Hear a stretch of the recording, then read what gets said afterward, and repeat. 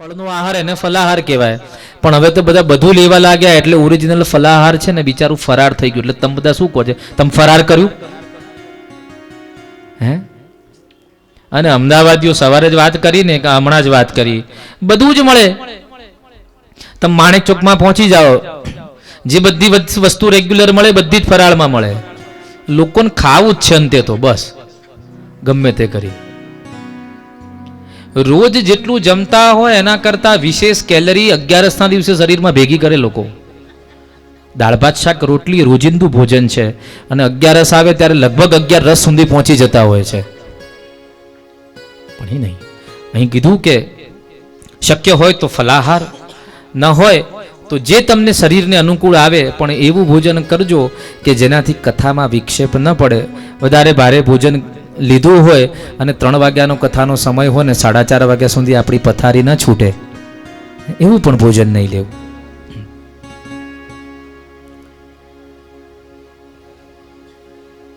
નોપવાસો વરમ મન્યે કથા વિઘ્ન તરો યદી. ઉપવાસ કરવા કરતા પ્રેમથી જમીને આવો પણ કથા શ્રવણ કરો. અંતે કહ્યું કે 7 દિવસ દરમિયાન સંધ્યાકાળે ભોજન થઈ જાય પછી પણ બધાએ ભેગા થઈ અહીંયા આવી અને ગાદીમાં બેસી અને થોડો સત્સંગ કરવો, બહેનોએ બેસીને થોડા ભજન કરવા, યમનાષ્ટકના પાઠ કરવા. સમય મળે તો શ્રીમદ ભાગવતજીની યથાશક્ય 108 પરિક્રમા લગાવી. આ 7 દિવસ ભગવાન આંગણે આવ્યા છે તો બને ત્યાં સુધી કોઈ લાભ આપણે ચૂકીએ નહીં. અને અહીંયા દક્ષિણા માંગી છે. કઈ દક્ષિણા? તમે આપવાના છો દક્ષિણા તો હું માંગુ, નકર ન માંગુ. બ્રાહ્મણ દક્ષિણા માગે ને એટલે યજમાનનું મગજ છે ને પ્રદક્ષિણા લેવા લાગે. પણ મારી એવી દક્ષિણા નથી જોતી, સુદક્ષિણા જ માંગીશ. તમે આપવાના હોય તો કઈ કહું, હે આપીશું એમ. હા, 2 વાર મળશે. વાહ. ઉક્તમ ભાગવતમ નિત્યમ, એ ભાગવતજીમાં જ માગીશ દક્ષિણા, હું મારા ઘરની નથી માંગતો. ઉક્તમ ભાગવતમ નિત્યમ, પેલી દક્ષિણા યાદ રાખજો. ના પોત કઈ નહીં, યાદ તો રાખજો. એ મારી દક્ષિણા હશે. જો તમને યાદ રહ્યું 7મે દિવસે પૂછું તો કે આ માગ્યું હતું, એ યાદ રાખશો તો એ દક્ષિણા ગણાશે. ઉક્તમ ભાગવતમ નિત્યમ, પેલું કહ્યું કે ભાગવતજીનો પાઠ. કૃતંચ હરિચિંતનમ, રોજ ભાગવતજીના 1 અધ્યાયનો પાઠ અને હમણાં કહ્યું પ્રમાણે 1 શ્લોકનો પણ પાઠ થવો જોઈએ. ઘરમાં આપણી પાસે બીજા બધા બુક્સ, નોવેલ્સ બધું ઘણું હોય, પેપરોનો થકડો હોય. આમાંથી ભાગવતજી અને રામાયણજી કોના કોના ઘરમાં છે?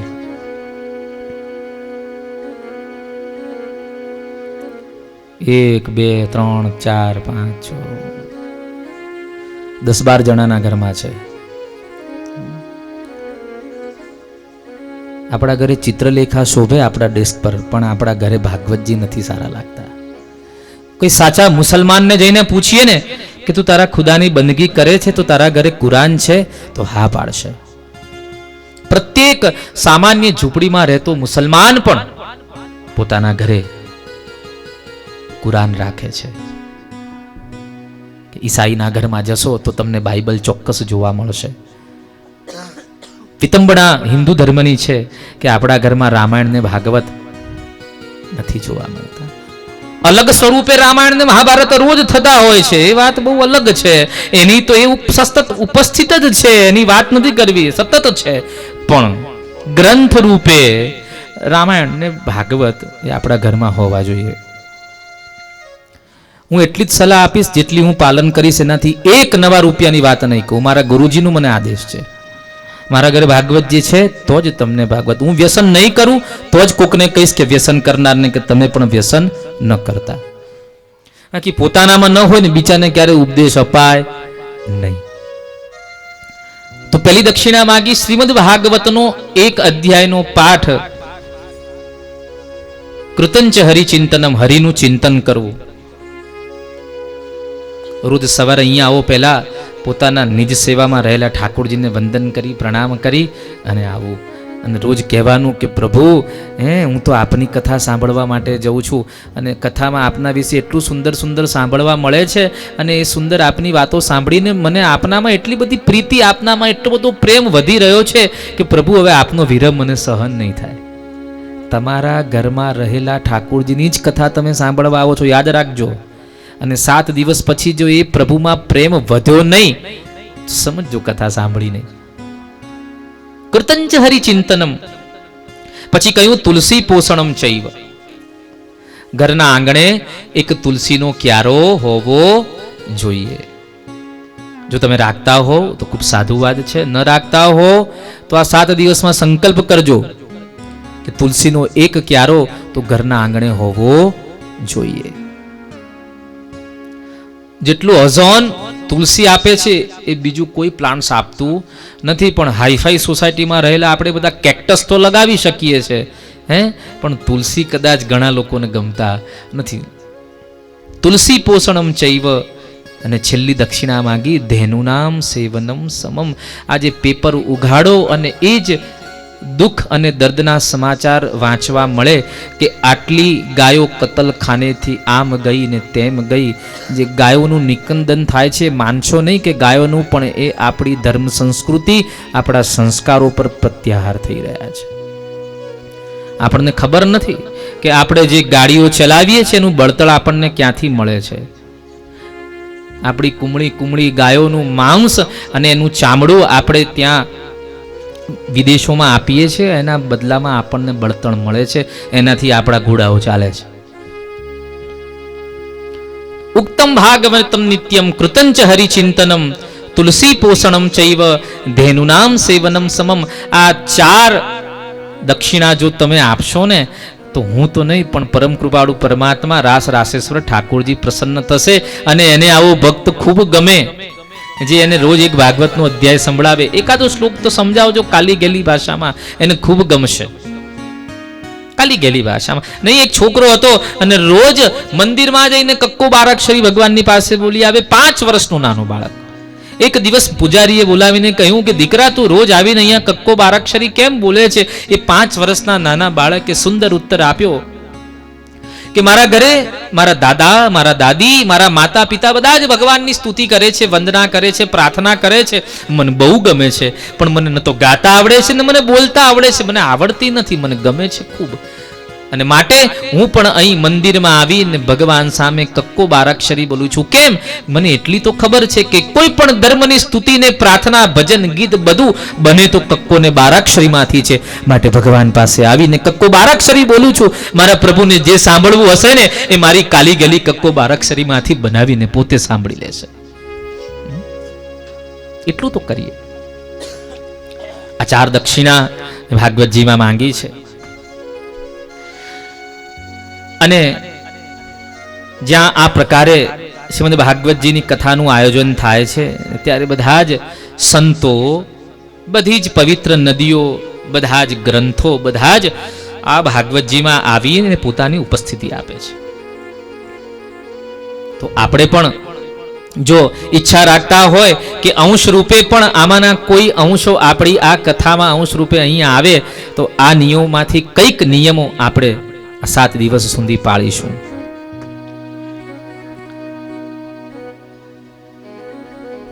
સાતમે દિવસે શ્રીમદ ભાગવતજીનો દશાંશ પુરુષોત્તમ યજ્ઞ કરવો, દશાંશ યજ્ઞ કરવો. યજ્ઞમાં આહુતિ આપી અને અગ્નિનારાયણને પણ પ્રસન્ન કરવા, એ પણ આ નિયમાવલીમાં આપણને સમજાવ્યું છે. આ પ્રકારે શ્રીમદ ભાગવતજીનું દિવ્ય આયોજન કરવું. અને અંતે ખૂબ અદ્ભુત વાત કરી. પ્રત્યહમ પ્રત્યવેક્ષેત નરશ્ચરિતમાત્મનઃ કિન્નુ મે પશુભિર્તુલ્યમ કિન્નુ સત્પુરુષૈરિવ. 7 દિવસ દરમિયાન બીજાને કહેતા પહેલા પોતાની આત્માને ઝાંખવાનો પ્રયત્ન ચોક્કસ કરવો.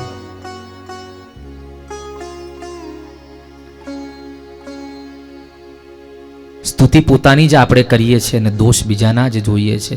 જે દિવસે પોતાના દોષ જોઈશું ને સ્તુતિ બીજાની કરીશું ને તો સામેવાળો પણ કહેશે કે ના ના ના, તમે પણ તમે ખૂબ મહાન છો. પણ આપણે મહાન થવું હોય તો મહાન થઈને ફરવું ન પડે. પ્રત્યેકના સ્વરૂપમાં ભગવાનને જોવાનો પ્રયત્ન કરવાનો. આ 7 દિવસ દરમિયાન મન વાણી કર્મથી કોઈને આપણાથી માઠું ન લાગે, દુઃખ ન થાય એનું ખૂબ ધ્યાન રાખજો. કારણ કે દરેકના અંદર પરમાત્મા બિરાજમાન છે. મેં પહેલા જ કહ્યું હતું ને. એક નાનકડું દ્રષ્ટાંત આપ સર્વને કહું કે વર્ષો પહેલાની સત્ય ઘટના છે, હકીકત છે.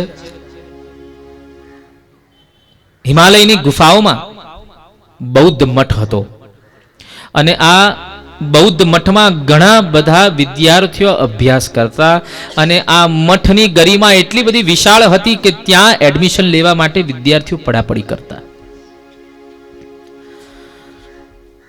સંચાલકોના અંદર ને અંદર ઘર્ષણના કારણે એકવાર બન્યું એવું કે દિવસે દિવસે સંખ્યા ઘટવા લાગી અને જ્યાં સંખ્યા ઘટવા લાગી લોકોને ચિંતા થવા લાગી. હવે તો એવી નોબત આવી ગઈ હતી કે હવે એકાએક આ મઠ બંધ કરવો પડશે તો શું થાય. એના જે મુખ્ય મહંત હતા એને ચિંતા થઈ, પણ ખૂબ જાણકાર હતા, જ્ઞાની હતા. એમને યાદ આવ્યું કે આ હિમાલયની તળેટીમાં એક એવી દિવ્ય ગુફા છે જ્યાં એક સિદ્ધ પુરુષ વર્ષોથી તપશ્ચર્યા કરે છે અને વર્ષમાં એક વાર પોતે આંખ ખોલી અને સામે આવેલા વ્યક્તિના પ્રશ્નનું નિરાકરણ કરે છે. આ સંત કઠિન કીડીઓ પસાર કરતા કરતા કરતા એ સંતની ગુફા તરફ પહોંચી ગયા છે. પ્રતીક્ષા કરે છે કે ક્યારે એ સંત પોતાના નેત્રો ઉઘાડે. સમય આવ્યો ને પોતાના નેત્રો ઉઘાડ્યા. સામે આ મઠના મહંત બેઠા હતા. એમણે પ્રશ્ન કર્યો કે સુંદર ચાલતો અમારો આ વિદ્યાર્થીઓનો મઠ એકાએક એની આવી દુર્દશા કેમ થઈ ગઈ? સંખ્યા ઘટવા કેમ લાગી? આ પ્રશ્ન કર્યો અને તરત પેલા યોગીએ પોતાના આંખોને બંધ કરી અને દિવ્ય દ્રષ્ટિ ચલાવીને જોયું.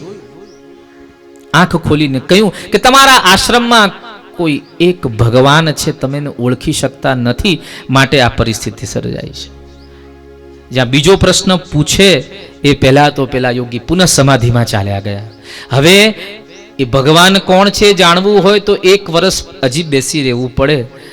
અને પેલા સંતને લાગ્યું કે બેસી રહું એના કરતા પોતે જ આશ્રમમાં જઈને જરા શોધીશું ક્યાં છે ભગવાન. પાછા આશ્રમમાં આવ્યા, બધાને બોલાવ્યા અને બધાને વાત કહી કે જુઓ આપણા આશ્રમમાં કોઈક એક ભગવાન છે, આપણા બધાની વચ્ચે રહે છે, આપણા જેવા જ રૂપમાં રહે છે, પણ આપણને ખબર નથી કે ભગવાન કોણ છે. માટે જરા સાવધ રહેજો, ચેતીને રહેજો, સંભાળીને રહેજો. બીજા દિવસની શરૂઆત થઈ અને પેલો કચરો વાળવા વાળો શૂદ્ર જ્યાં કચરો વાળી રહ્યો હતો અને આમ તેમ કચરો ઉડી રહ્યો હતો અને ત્યાં એક અધ્યાપક આવી અને ગુસ્સો કરવા જાય. વિચાર કરે કે હું આની ઉપર ગુસ્સો કરવા તો જઈ રહ્યો છું કે તે કચરો બરાબર વાળ્યો નથી, પણ મને યાદ આવી ગયું કે કદાચ આ આશ્રમમાં કોઈક એક ભગવાન છે અને કદાચ આનામાં જ નહીં હોય. એને પ્રેમથી કહ્યું કે ભાઈ આ કચરો પડ્યો છે તારી અનુકૂળતાએ, તું જરા વાળી લઈશ. પેલાએ પણ કહ્યું કે ઠીક છે સ્વામી, મને જ્યારે અનુકૂળતા હશે અને ત્યારે હું આ સમસ્ત કચરો આ જે પણ પડ્યો છે બધો કચરો હું વાળી લઈશ. બીજા એક અધ્યાપક રસોડામાં ગયા અને રસોડામાં જે રસોઈ બનાવતો હતો અને રસોઈ બનાવવામાં કદાચ મીઠું મરચું વધઘટ થઈ હશે, ત્યાં ક્રોધ કરવા જાય અને પહેલા પેલી વાત યાદ આવી ગઈ અને ક્રોધ ન થયો. એને લાગ્યું કે કદાચ આ રસોઈયામાં ભગવાન હોય તો. એમ કરતા કરતા બધા એકબીજામાં પરસ્પર ભગવાનને જોવા લાગ્યા. બધાને લાગ્યું કે આ ભગવાન હશે, આ ભગવાન હશે, આ ભગવાન હશે, મારાથી કોઈ અપરાધ ન થાય. એમ કરતા કરતા કરતા આખા આશ્રમના પ્રત્યેક વ્યક્તિ, વિદ્યાર્થીઓ પરસ્પર એકબીજામાં ભગવાનને જોવા લાગ્યા અને જે સંખ્યા હતી એના કરતા 10 ગણી સંખ્યા આ મઠની વધી ગઈ. કારણ કે દરેકમાં ભગવાનને જોવાઈ રહ્યા છે. જો આ સતત એ આશ્રમમાં થયું, આપણા જીવનમાં એક દિવસ જો આ થાય ને, માત્ર એક દિવસ પણ જો આટલું આપણે કરી શકીએ ને, તો ક્યારેક કોઈના માટે ફરિયાદ રહેશે નહીં. દરેકમાં ભગવાન છે. એની વાણીને માફ કરી દો, એના વર્તનને માફ કરી દો, પણ એ વાતને ન ભૂલો કે એના હૃદયમાં પણ, આપણા હૃદયમાં બિરાજેલા પરમાત્માનો જે અંશ અહીં બિરાજે છે એવો જ અંશ સામે પણ બિરાજે છે. તમે તમારું 100% આપો પોઝિટિવ, છતાંય ભલે સામેવાળો નેગેટિવ હોય, પછી તમારો એ નિર્ણય ભગવાન પર છોડી દો. પછી એ નિર્ણય કરતા પરમાત્મા છે, એમાં પછી આપણે ઇન્ટરફિયર ન કરવું. તો 7 દિવસ પ્રત્યેકમાં ભગવાનને જોવાના પ્રયત્ન આપણે પણ જો યથાશક્ય હોય કરીએ તો બેડો પાર છે. આગળ પ્રશ્ન થયા કે શ્રીમદ ભાગવતજીનું મહાત્મ્ય તો આપે સમજાવ્યું, ખૂબ અદ્ભુત છે, અને આ ભાગવતજીનું મહત્વ સમજ્યા વગર ભાગવતજીમાં પ્રવેશ ન થઈ શકે. મહાત્મ્યનું જ્ઞાન છે. એક નાનકડું બાળક હોય અને નાનકડું બાળક અહીંયા રમતું હોય, એની પાસે 1000ની નોટ મૂકો અને એક ચોકલેટ મૂકો તો બાળક શું લેશે? 1000ની નોટ બાળક શું લેશે? અને તમને આપે કેમ? બાળકને મહત્વનું જ્ઞાન નથી, મહાત્મ્યનું જ્ઞાન નથી. બાળકને મન ચોકલેટ સર્વસ્વ છે, એને ખબર નથી કે હું 1000ની નોટ લઈશ તો એ 1000ની નોટમાંથી બીજી 1000 ચોકલેટો આવશે. બાળકને એ મહાત્મ્યનું જ્ઞાન નથી. આપણને મહાત્મ્યનું જ્ઞાન છે, એટલે આપણને કોઈ આપે તો આપણે ફટાક દઈને ગાંધીજી વાળી પેલી ગુલાબી કલરની નોટ વાળી જોડીને કોઈ જોવે નહીં એમ. આપણને ખબર છે એમાંથી ઘણું બધું આવશે. તો યાદ રાખજો, આ શ્રીમદ ભાગવત રૂપી આ હીરો છે એ આપણને મળે છે 7 દિવસ. તો એ ભાગવત રૂપી દિવ્ય ગાથા, ભાગવત રૂપી દિવ્ય કથામાં તરબોળ બનીએ અને સ્નાન પાન આચમનથી પોતાના જીવનને આપણે ધન્ય કરીએ. બાકી જો હીરાની પરખ નહીં કરીએ તો આપણે સાચા ઝવેરી નહીં બની શકીએ. નહીં, એક પેલો ગોવાળિયો હતો અને ગાયો ચરાવવા જાય, અને ગાયો ચરાવીને એક દિવસ આવતો હતો અને માર્ગમાં એને ચળકતો પથ્થર મળ્યો. એ ચમકતો પથ્થર એને હાથમાં લાગ્યો. હાથમાં લાગ્યો ને લાગ્યું કે સરસ રમકડા જેવું છે, ચમકી રહ્યું છે. એણે પોતાની ગાયના શિંગડે બાંધી દીધો પથ્થર અને લઈને ગાયો ચરાવતો ચરાવતો જ્યાં નીકળતો હતો ને ગામમાં એક ઝવેરી હતા, અને ઝવેરીએ ગાયના શિંગડે લટકેલો આ ચળકતો પથ્થર જોઈને જોવાની ઈચ્છા ધરાવી કે મને આ પથ્થર બતાવ. જ્યારે ગોવાળિયાએ પથ્થર બતાવ્યો અને આ પથ્થર નતો, એ તો સાચો અનમોલ હીરો હતો. ઝવેરીને લાગ્યું કે હું એને કહી દઈશ કે આ તો સાચો હીરો છે, પથ્થરો નથી, તો કિંમત માંગશે. ઝવેરીએ યુક્તિ કરી અને એને કહ્યું કે આ તું ગાયના શિંગડે બાંધે છે અને ચળકતો પથ્થર છે, મને હીરા ઘસવામાં પથ્થર કામ લાગશે. જો તને વાંધો ના હોય તો હું આના બદલામાં તને 100 રૂપિયા આપું. પેલો ગોવાળિયો તો ખુશ થઈ ગયો, એક નાનકડા પથ્થરના 100 રૂપિયા મને મંજૂર છે, લો આપ લઈ લો. ઝવેરી આ પથ્થર લઈ લીધો. પેલો 100 રૂપિયા લઈને રાજી થઈને ચાલ્યો ગયો. ઝવેરી મલકાતો જાય છે કે મેં કેવો પેલાને બુદ્ધો બનાવી દીધો, કરોડ રૂપિયાનો આ સાચો હીરો માત્ર મેં 100 રૂપિયામાં ખરીદી લીધો. લઈ અને આમ તેમ જોવે છે, એક હાથમાંથી બીજા હાથમાં લઈને પોતાની તિજોરીમાં જ્યાં મૂકવા જાય છે ત્યાં હાથમાંથી આ હીરો છટક્યો, જમીન પર પટકાયો ને ચૂરા ચૂરા થઈ ગયા. એમાંથી અવાજ આવ્યો કે ઝવેરી, પેલો તો અબૂદ ગોવાળિયો હતો જે મારી કિંમત ન સમજી શક્યો, પણ તું તો સાચો પારખું ઝવેરી હતો ને, તે પણ મારી કિંમત માત્ર 100 રૂપિયા આંકી, જ્યાં હું તારી પાસે પણ નહીં રહું. અને હીરો ત્યાં પણ ન રહ્યો. તો આ શ્રીમદ ભાગવત રૂપી રત્ન 7 દિવસ આપણને મળ્યું છે. તો ભલા પ્રિયજનો, કુટુંબીજનો, આપણે પણ ભાગવતની ગરિમાને સમજીએ અને ભાગવતને પ્રેમ કરીએ. અને 7 દિવસ, એક દિવસ તો આપણો વ્યાપ્ત થઈ ગયો. અને આ હીરાની કિંમતને સમજી સાચવી અને હૃદય લગાવવા જેવો હીરો છે. તો એ ભાગવતની કથામાં પ્રવેશ. શ્રીમદ ભાગવતજીના 12 સ્કંદ છે. કહ્યું કે ભાગવતજીના પ્રથમ સ્કંદની કથા અમને ન સંભળાવો. બોલે કે ભાગવતજીના તો દિવ્ય 12 સ્કંદ છે, પ્રથમ સ્કંદની કથા સંભળાવીએ. કેમ ન સંભળાવીએ? એમાં દિવ્ય પ્રશ્નો થયા હતા, એ દરેકને માટે ખૂબ ઉપયોગી હતા. એ પ્રશ્નોની રજૂઆત થઈ હતી, એ અમને ન સંભળાવો. બોલે અત્યારે નહીં. કેમ? તો કે અત્યારે ઘડિયાળમાં 6 વાગી ગયા છે. એટલે એ પ્રશ્ન અને પ્રથમ સ્કંદની કથા, જેમાં ઉત્તરાની સ્તુતિ, અર્જુનની સ્તુતિ, કુંતી મૈયાની સ્તુતિ, દાદા ભીષ્મની સ્તુતિ અને રાજા પરીક્ષિતને જે શાપ મળ્યો હતો તે કથા પ્રથમ સ્કંદમાં, અને એનું અવગાહન આપણે આવતીકાલે સવારના સત્રમાં 9 વાગે કરશું. તો આવો આજના આ પ્રથમ દિવસીય શ્રીમદ ભાગવતી કથા સત્રને અત્રે વિરામ આપીએ. જઈએ તે પૂર્વ ભાગવતજીની અહીંયા આરતી થશે. આરતીની શાસ્ત્રીજી તૈયારી કરે એ પૂર્વ બે ક્ષણ ભગવાન નામનું આપણે સ્મરણ કરીએ. ગોપાલા ગોપાલા શ્યામ ગોપાલા ગોપાલા ગોપાલા શ્યામ ગોપાલા ગોપાલા ગોપાલા શ્યામ ગોપાલા ગોપાલા ગોપાલા શ્યામ ગોપાલા શ્યામ ગોપાલા નંદલાલ ગોપાલા શ્યામ ગોપાલા નંદલાલ ગોપાલા શ્યામ ગોપાલા નંદલાલ ગોપાલા શ્યામ ગોપાલા નંદલાલ ગોપાલા ગોપાલા ગોપાલા શ્યામ ગોપાલા ગોપાલા ગોપાલા શ્યામ ગોપાલા ગોપાલા ગોપાલા શ્યામ ગોપાલા ગોપાલા ગોપાલા શ્યામ ગોપાલા શ્યામ ગોપાલા નંદલાલ ગોપાલા શ્યામ ગોપાલા નંદલાલ ગોપાલા શ્યામ ગોપાલા નંદલાલ ગોપાલા શ્યામ ગોપાલા નંદલાલ ગોપાલા ગોપાલા ગોપાલા શ્યામ ગોપાલા. તાली बजाते हुए ગોપાલા શ્યામ ગોપાલા ગોપાલા ગોપાલા શ્યામ ગોપાલા ગોપાલા